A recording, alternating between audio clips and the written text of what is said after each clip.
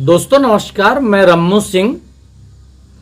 मेरे मन में एक धार्मिक विचार था कि आखिर शाकाहार किसे कहते हैं। क्या सिर्फ शाकाहार उसे कहा जाता है जो अन्न हम खाते हैं, जो हम फल खाते हैं, और हम मांसाहार किसे कहते हैं कि जिनके जो जीव हैं, जिनको खाने से या काटने से जिनमें खून निकलता है, क्या उसे ही हम मांसाहार कहते हैं। अगर हम देखें तो एक जीव एक आलू में भी है, एक जीव एक प्याज में भी है, हर फल में एक जीव है। आखिर इनको भी हम अगर खाते हैं, उपयोग करते हैं, तो यह भी तो एक जीव हत्या कहला सकती है। यह प्रश्न काफी समय से मेरे मन में था, लेकिन कुछ लोगों से जब इस विषय में मैंने बात की तो उन्होंने बोला कि इसका सबसे सही उत्तर कोई आपको जैन धर्मगुरु, जैन मुनि ही दे सकते हैं। तो कल मैंने इस विषय पर यह प्रश्न जैन मुनि प्रमाण सागर जी से किया। उन्होंने क्या उत्तर दिया, आप लोग भी सुने।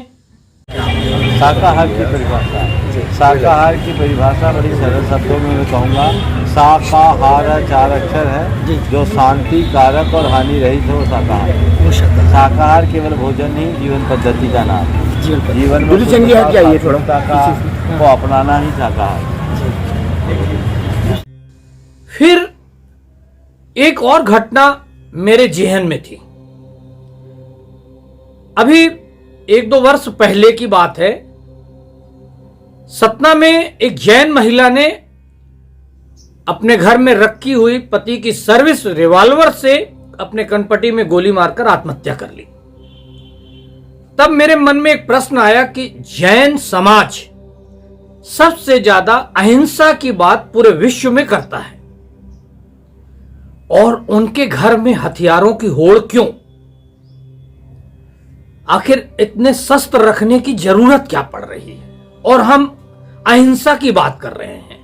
तभी मेरे मन में एक प्रश्न और उठा था कि एक तरफ हम अहिंसा की बात कर रहे हैं और दूसरी तरफ हम हथियारों की होड़ में लगे हुए हैं। इस विषय पर भी कल मैंने जैन मुनि प्रमाण सागर जी से प्रश्न किया और उन्होंने क्या उत्तर दिया, यह भी आप सुने। दूसरी चीज हम लोग जैसे अहिंसा की बात करते हैं, फिर हम लोग हथियारों की होड़ में क्यों शामिल होते हैं? बिल्कुल, हम तो बोलते हैं कि निरस्त्रीकरण को हमें बढ़ावा देना चाहिए और विश्व को अनुभव की नहीं, अनुभूति की जरूरत है। अहिंसा से ही शांति होगी, हिंसा से। हम लोगों की एक बड़ी विडम्बना है, हम बात शांति की करते हैं, तैयारी युद्ध की करते हैं। जब तक युद्ध की तैयारियां होगी तब तक शांति नहीं होगी। हो गया?